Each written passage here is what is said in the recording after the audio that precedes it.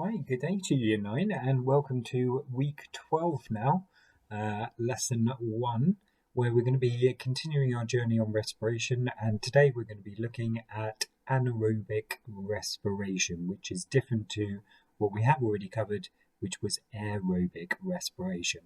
So something to think about before we start the lessons. What is it that you think causes muscle cramps or stitches? And also some deep thinking suggests what anaerobic respiration is.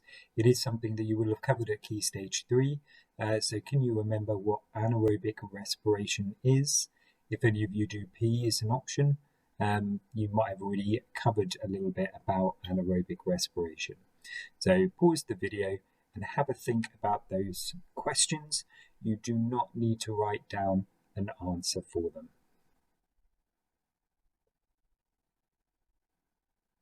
Okay, so hopefully you've had a think about those.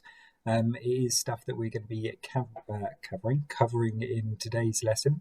So we're going to be looking at a product of anaerobic respiration called lactic acid, which is what causes muscle cramps. So well done if you already knew that.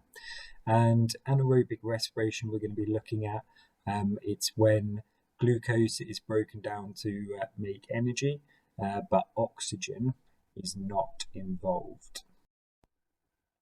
So hopefully by the end of this we'll be able to state the word equation for anaerobic respiration, and we need to know that in animals and how it is different in plants and microorganisms. So theirs is slightly different to what we have as animals. We need to be able to explain why muscles get tired during exercise, and for the top levels, compare and contrast anaerobic respiration in animals, plants and microorganisms. And as you can see, some of the words that we're going to be looking at, we've got anaerobic, lactic acid, muscle fatigue and oxygen debt. So we need to be confident in using those by the end of this lesson. Okay, so here is the link to the specification, what it is that you need to know. You can see that we have got the word equations, that is what you might be tested on. The symbol equations are going to appear throughout this lesson.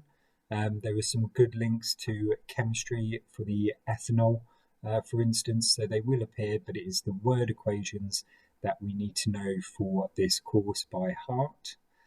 We also need to know about how oxidation of glucose is for aerobic respiration, but in anaerobic respiration it won't be because we're not using oxygen. When an athlete is running at full speed, the muscles can demand more oxygen than the body is able to provide.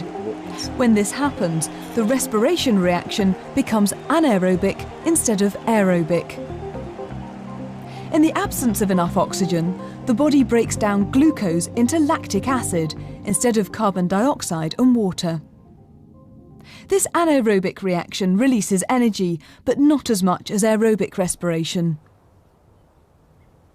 At rest, the lactic acid level in Jackie's blood is tested by placing a small sample into a portable machine. With a reading of 1.0, the level is very low. If Jackie now sprints, the lactic acid level in her muscles will increase. Lactic acid is a mild poison, so it begins to hurt. When the build-up gets too high, she finds it too painful to run. Another spot of blood is all that's needed to measure the new lactic acid level.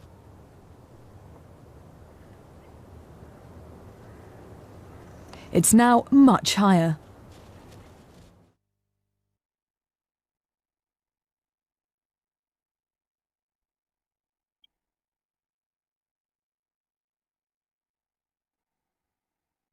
Okay, so we're going to put some sentences down now, just talking about anaerobic respiration, some of the basics of anaerobic respiration. So here are the 6 sentences. that I would like you to pop down into your notes. There are obviously gaps with the words in the blue box towards the top. So can you pause the video now, and can you copy and complete the sentences using the correct key words?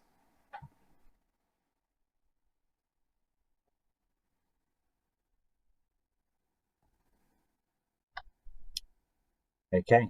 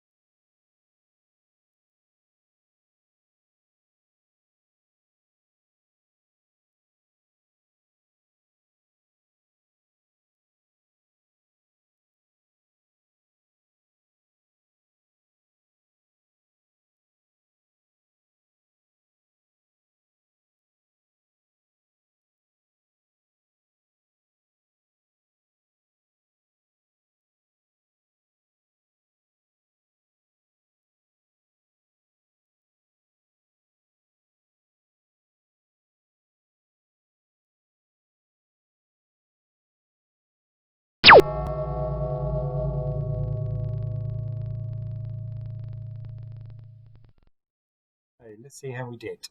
So first sentence, anaerobic respiration is respiration that takes place without oxygen. Number two, this happens when the heart rate and breathing rate have increased, but the blood still cannot supply oxygen to the muscles fast enough. So even though your heart rate has increased and your breathing rate has increased, which we looked at last lesson, there's not enough oxygen for aerobic respiration. Number three, energy from the breakdown of glucose still takes place in the muscles, but it does it without oxygen. Anaerobic respiration in muscles is represented by the equation glucose makes lactic acid and energy. And a common mistake that students make in the exam is that they will say that glucose makes lactic acid and carbon dioxide, but there is no carbon dioxide made in this reaction. It is a simple breakdown of glucose into lactic acid, and that provides energy. But as we saw on the video, it's less energy than what you would get aerobically. So your body wants to respire aerobically, but there just isn't enough oxygen. And the last sentence, as the oxidation of glucose is incomplete in anaerobic respiration, much less energy is transferred than in aerobic respiration. So tick all of the ones that you got correct any that you did not get right, and give yourself a mark out of 7. Okay, if you need more time to do that, pause the video. Otherwise, we're going to move on to the next bit. So here you obviously don't need to write this down because I've already said to you, you don't need to know the symbol equation for it. And you've already written down the word equation, so you don't need to write any of this. But it is showing that you've just got the simple breakdown of a 6-carbon glucose into 2 3-carbon lactic acids. So glucose is just broken down into lactic acid. Now this is for animals only, including us. We are an animal, and this is happening in the muscles. Now, because, as the video said, lactic acid is a mild poison, it does cause muscle fatigue or making your muscles tired. So anaerobic respiration occurs when there's no oxygen available, and so it produces an oxygen debt. Now, what we mean by oxygen debt is that because the only thing that will get rid of lactic acid is oxygen, the more lactic acid you make, the more oxygen you will need after exercising to get rid of it. This debt is equivalent to the total amount of oxygen required to oxidize the lactic acid formed from this process into carbon dioxide and water. So as I said on the last one, the only way to get rid of lactic acid is to oxidize it, reacting with oxygen, and that creates carbon dioxide and water. In other words, to cancel out the debt of oxygen owed. Repaying this oxygen debt is vital as lactic acid is toxic, it's a mild poison, and a build-up in our cells and muscles can lead to harmful effects if not converted to carbon dioxide and water quickly enough. So that's what causes the pains and cramps and things like that in your muscles. The existence of an oxygen debt explains why we continue to breathe deeply and quickly for a while after exercise. So last lesson we looked at the effects of exercise on the body, and we saw that during the recovery period you will still breathe heavily, your heart rate is still elevated, that will slowly come down, and that's because you still need to get lots of oxygen to your cells to get rid of that lactic acid. So pause the video now and condense what is written on this slide into a few sentences just to summarize the oxygen debt. So we call it the oxygen debt.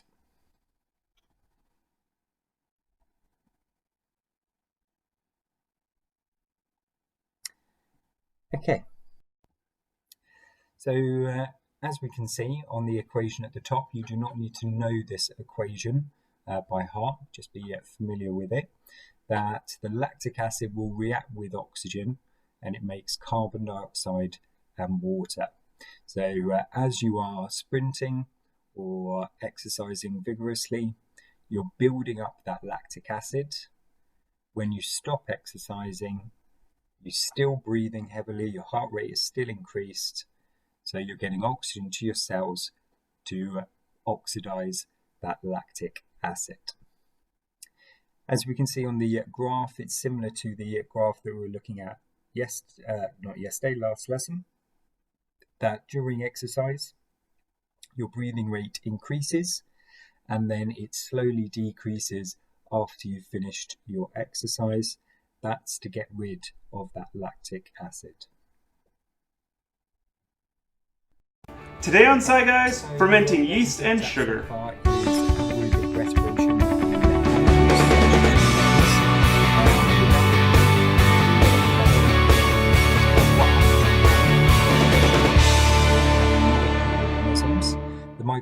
Welcome to Sci Guys, I'm Ryan. And I'm Teresa, and today we're looking at fermentation with sugar and yeast. We'll be producing gas, and it won't be me this time. This is a viewer-requested episode. Thank you to this viewer for recommending this episode.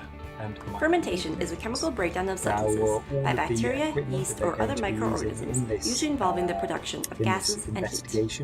The equipment and ingredients you're going to need for this episode includes multiple bottles, they can be glass or plastic, sugar, yeast, balloons, a funnel, measuring utensils, and warm water.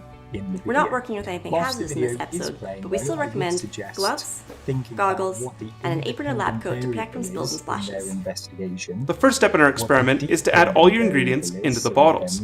Using a funnel, add 1 package or 2 1/4 teaspoons of yeast. Now we're going to add the sugar. In the first bottle, we're not going to add any sugar. In the second bottle, we're going to add 1 teaspoon. In the third bottle, 2 teaspoons. And in the fourth bottle, 3 teaspoons. With all your dry ingredients in the bottles, add 1 cup of warm water into each bottle.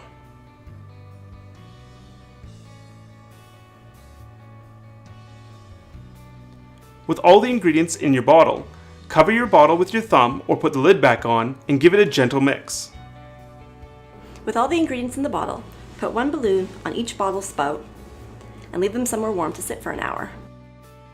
Over the next hour or two, the balloons will gradually grow in size. After a few hours, you'll notice the balloon that was covering the bottle that had the most sugar in it grew to a larger size. Let's look at this experiment a little closer. Yeast is a fungus, and there are about 160 known species of yeast. Yeast is very small.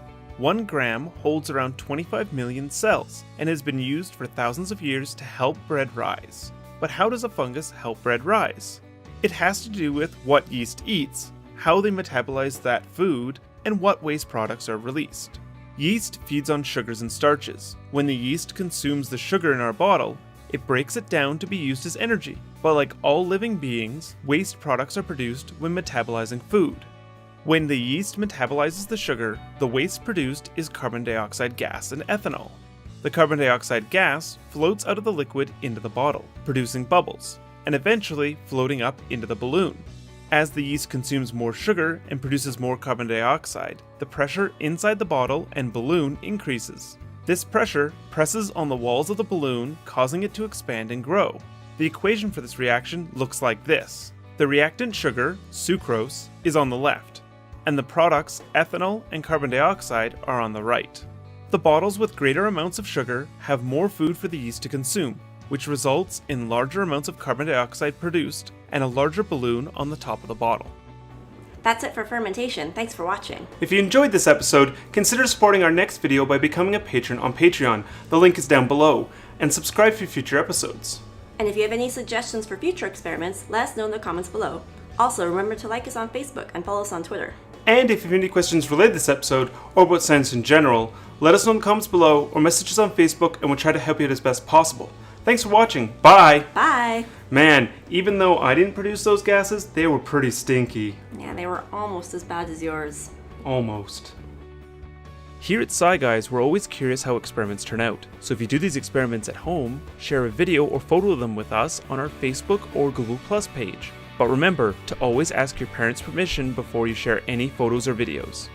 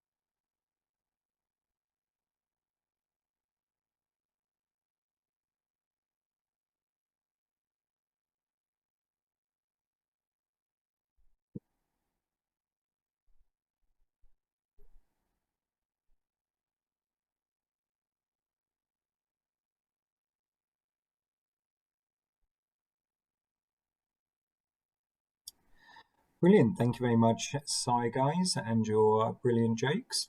But what they were showing on that one is fermentation. They used the word fermentation. That is an important word.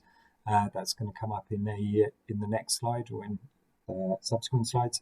That is where the microorganism yeast, other microorganisms do it as well, breaks down glucose and it makes ethanol, which is one of the alcohols, and carbon dioxide. So we said before the video to look out and see if you can pick out what the independent and dependent variables were in the investigation. So the independent variable is what we change in an investigation, and they were changing the mass of sugar in each of the bottles. So well done if you realise that. And the dependent variable, what they're measuring, even though in a very crude way, it was the volume of carbon dioxide produced.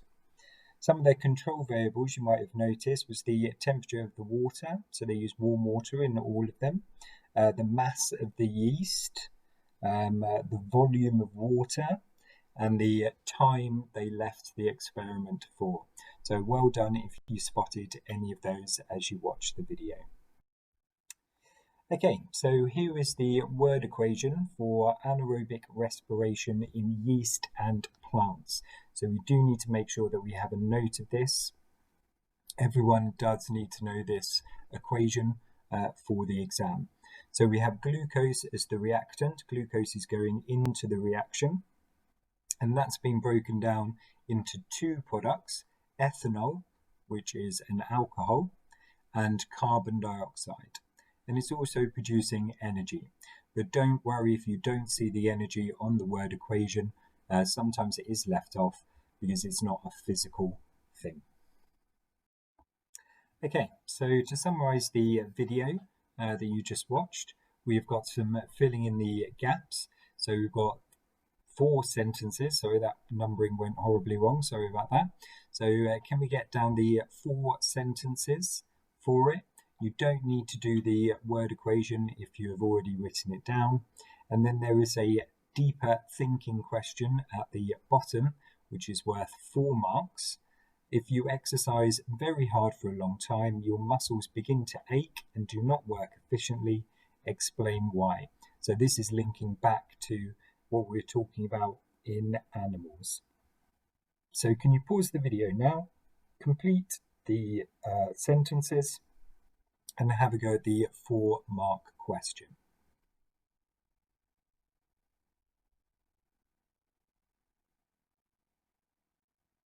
Okay, so hopefully we've had a go at that. We'll go over the answers.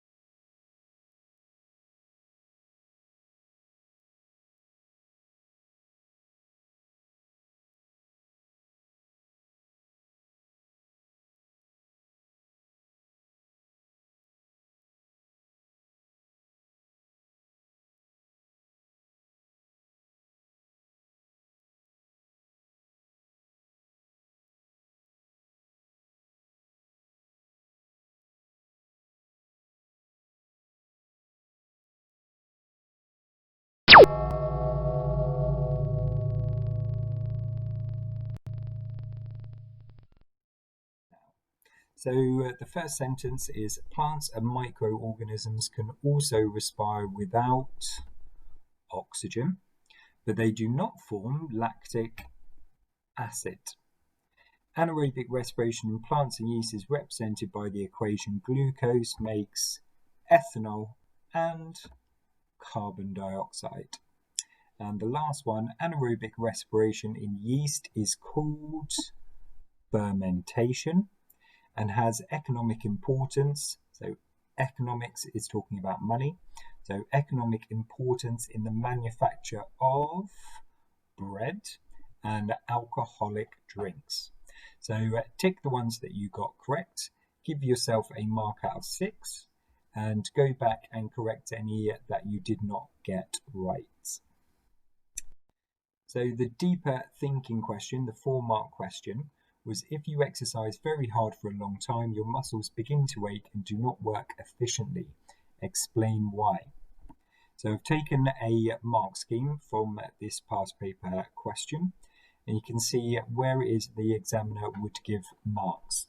So if you had said about after long periods of exercise, muscles become short of oxygen and switch to anaerobic respiration, that would be 1 mark. If you said the glucose molecules are not broken down completely, or you can say glucose molecules are broken down into lactic acid, that would be 1 mark. If you said that it produces less energy than aerobic respiration, that would be a mark. And if you said that it produces lactic acid, which is a mild poison or toxic or causes muscle fatigue, then that would be your 4th mark. So give yourself a mark out of 4 for that as well. Okay, so we're going to finish off on just a knowledge retrieval quiz. So the answer will only be 1 or 2 words. We're going to go through. You don't need to write the answers down. It's just to test whether you have remembered the information we've gone through. So first question, which type of respiration, aerobic or anaerobic, transfers the most energy? Shout it out, either physically or in your mind, as we go through these. So which type is it? It's aerobic respiration. So aerobic respiration makes more energy than anaerobic. Name the reactant, so that's what goes in, the reactant in anaerobic respiration. What is the reactant? It's glucose. So that is the reactant in both forms of respiration. Name the product, so what comes out, name the product of anaerobic respiration in animals. It is lactic acid. So lactic acid is what is formed in anaerobic respiration in animals. Name the products of anaerobic respiration in plants and microorganisms such as fungi. Remembering yeast are a fungi, and remembering it says products, so there are more than one. So what are the products of anaerobic respiration in plants and microorganisms such as fungi? Ethanol and carbon dioxide. Name one type of food that uses yeast during its production. Bread, or you could have said beer. Okay, so that is it from me today on anaerobic respiration. So we all need to be able to state the word equation for respiration in animals. So that is glucose makes lactic acid. But we also need to know the anaerobic respiration in plants and microorganisms, which is glucose makes ethanol and carbon dioxide. We need to be able to explain why muscles get tired during exercise. So that is talking about the buildup of lactic acid, which is toxic or a mild poison. And we need to be able to compare and contrast anaerobic respiration in animals, plants, and microorganisms. So we need to say what is similar. So they both create energy, they both use glucose as a reactant. But also we need to say what the differences are. So we need to say that obviously microorganisms and plants produce ethanol and carbon dioxide, but in animals it is lactic acid. Okay, well done for taking part in today's lesson. We have one more lesson on respiration, which we'll do tomorrow, and then we're actually going to be looking at some past paper exam questions in some of the subsequent lessons. So have a lovely day. Thank you very much for joining me. Take care of yourselves, and you'll hear from me tomorrow. Goodbye.